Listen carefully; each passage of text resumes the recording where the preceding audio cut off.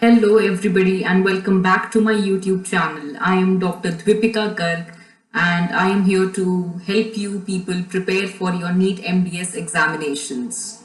Right, so I'm hoping the previous lectures were all clear to you.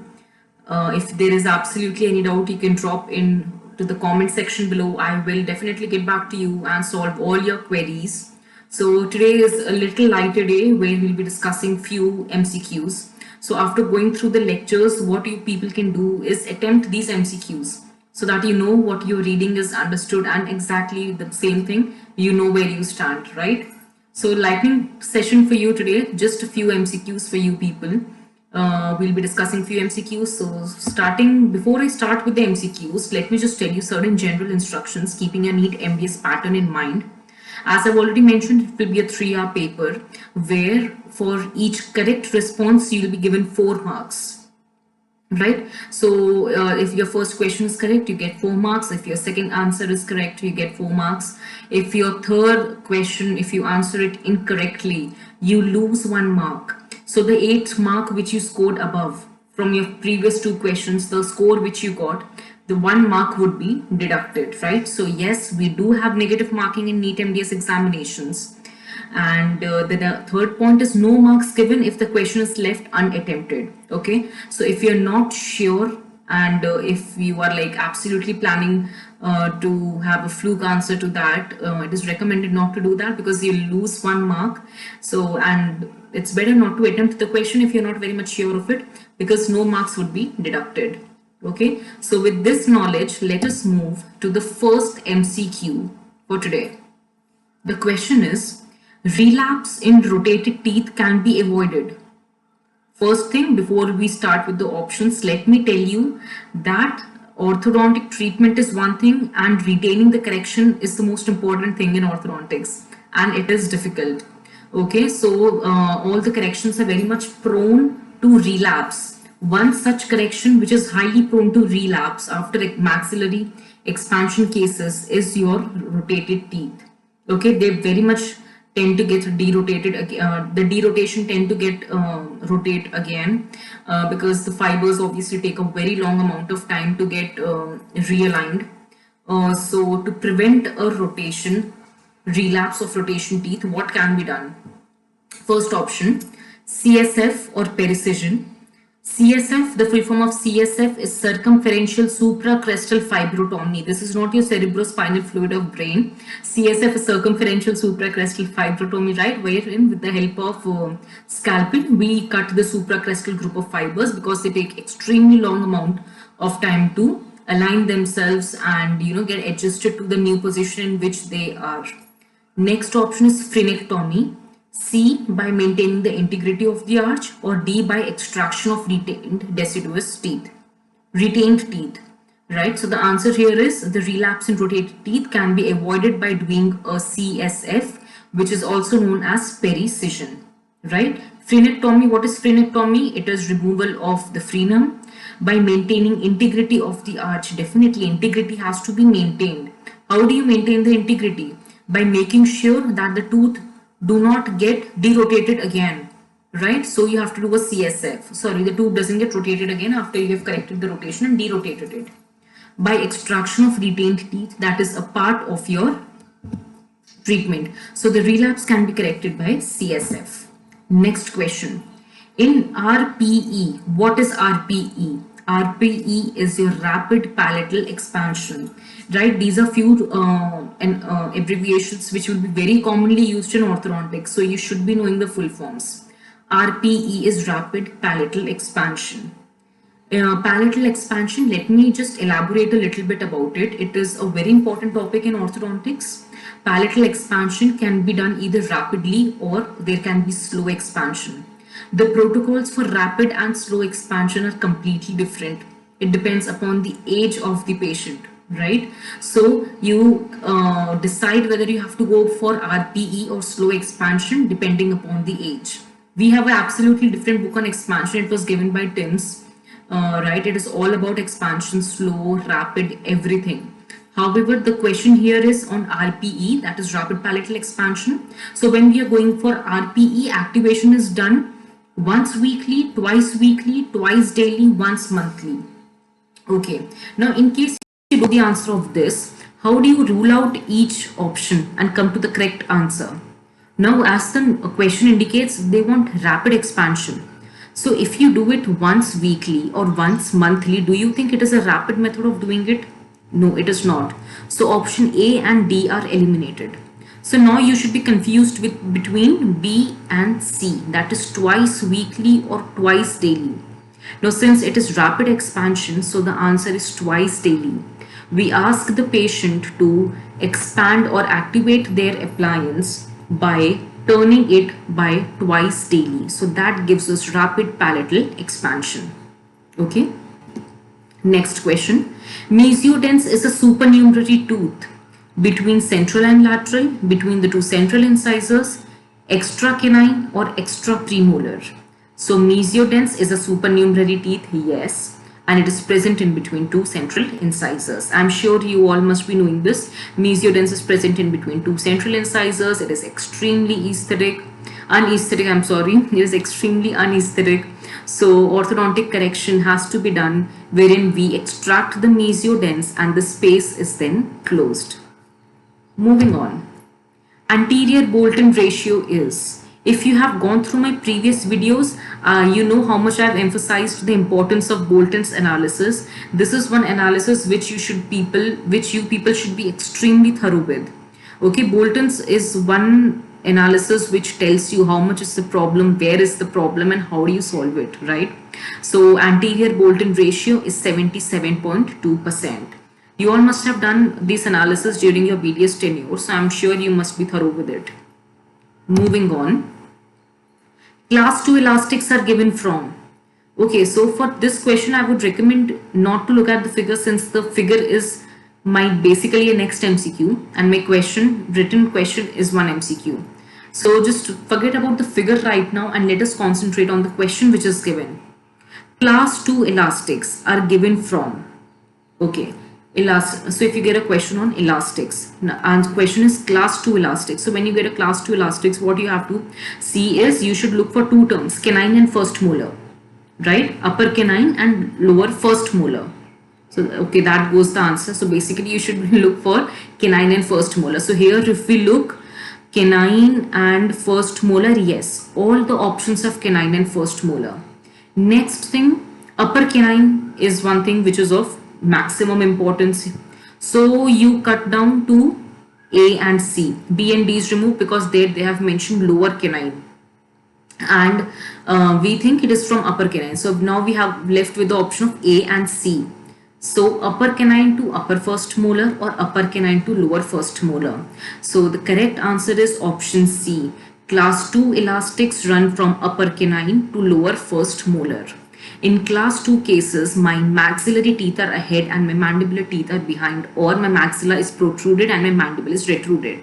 So if we want to correct that, I want something which will push my maxilla behind and pull my mandible ahead. So that is done with the help of class 2 elastics which is attached from upper canine to lower first molar.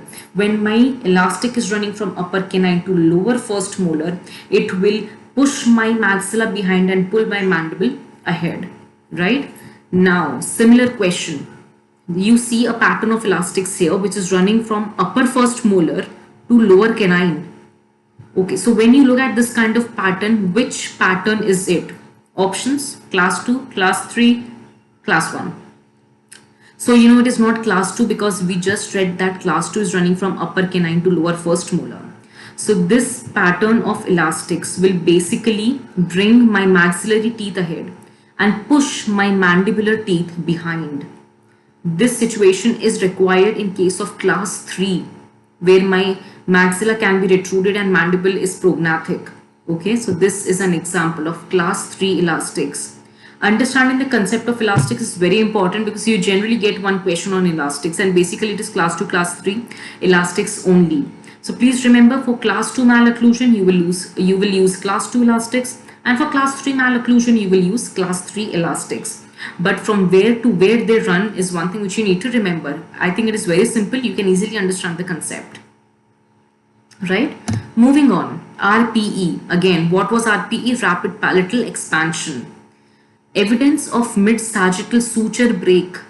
It is assessed by. Okay, so when you go for rapid palatal expansion, you want to make sure whether RPE is occurring or not. Is the patient activating the appliance? Is there expansion occurring? Right? So how do you assess this? You assess it by mid-sagittal suture breaking. What do you see? That there is a break in the mid-sagittal suture. Now, how do you come to know whether there is a break or not? So you have to take a radiograph, right? So which radiograph is taken? Is it OPG, lateral cephalogram, upper occlusal radiograph, or a lower occlusion? Now, let us start ruling out options one by one. Since it is rapid palatal expansion, we have to observe in palate, lower occlusion makes absolutely no sense. Removed. We are left between A, B, and C. Again, if you have gone through my previous videos of image-based questions, you know how an OPG looks. How does a lateral cephalogram look? So you can very obviously rule out A and B because your palatal region is not seen in the radiographs. So the correct answer is upper occlusal radiograph. If you want a little more knowledge on it, you should know the size of the upper occlusal radiograph which is used. Occlusal radiographs you all must have used in OMR, so you should know the size, right? So rapid palatal expansion evidence is assessed by upper occlusal radiograph. Moving on to our next MCQ, well-aligned deciduous dentition is an indication for. Please note it is well-aligned deciduous dentition. And deciduous dentition, because of deciduous dentition, we have terminologies like simian spaces, generalized spacing, we have leeway space of Nance, and all these things. Remember, all these confusing terminologies are in deciduous dentition. It means spacing is important in deciduous dentition. So if my deciduous dentition gets well aligned, it means there is a potential for crowding. Right, we need spaces in deciduous dentition because the mesiodistal width of my permanent teeth is way more than that of primary dentition. We need space to fit in my permanent teeth, right? Therefore, spacing is needed. Leeway space of Nance and all these things are required for early mesial shift, late mesial shift. We have all these terminologies, right? So, well-aligned deciduous dentition, potential spacing, no. Disto-occlusion, mesio-occlusion, no. There can be chances of disto-occlusion or mesio-occlusion. That is only when early and late mesial shift is not occurring properly. But the question here is well-aligned deciduous dentition. It is an indication for potential crowding. Moving on to our next question. Aesthetic brackets are.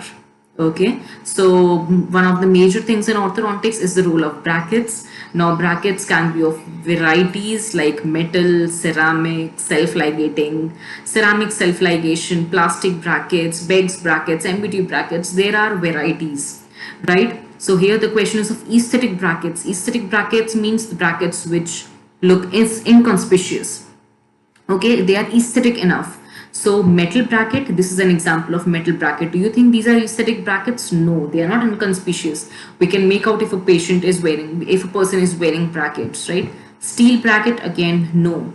Ceramic brackets, yes. You see this thing? These are ceramic brackets. So when you compare these two, do you think this is inconspicuous, the metal brackets? No, they are not. Obviously, they are visible.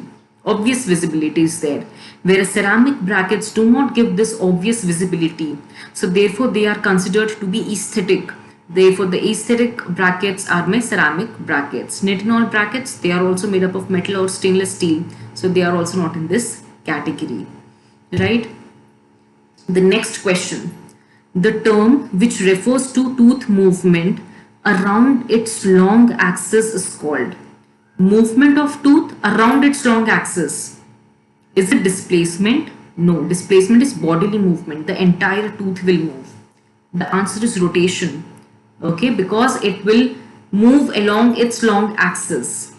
What is imbrications? Option C, imbrications means lower anterior crowding. Okay, this can be asked in your Viva, it can be asked in your MCQ. What is imbrications?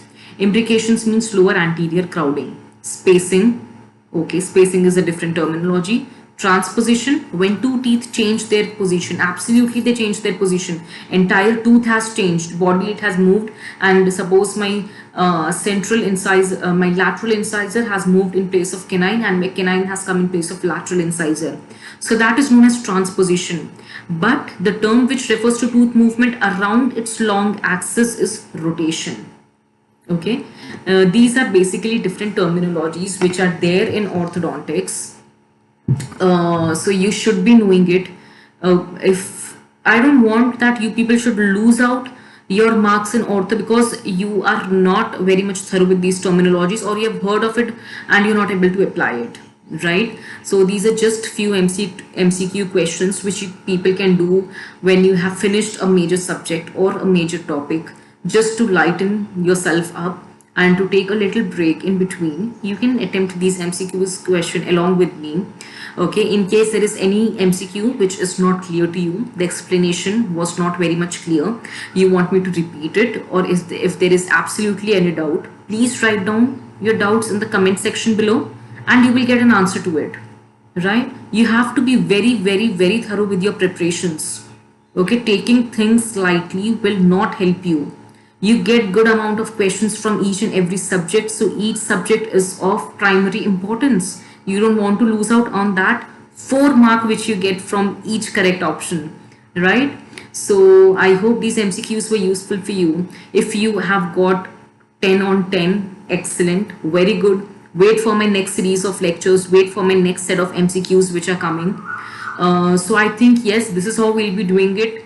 A few lectures, then few MCQs, again few lectures and few questions. So this way even you people would be interested, and plus you will know where you are standing because you'll be able to evaluate yourself there and then, right? So yes, stay tuned because there is more coming up.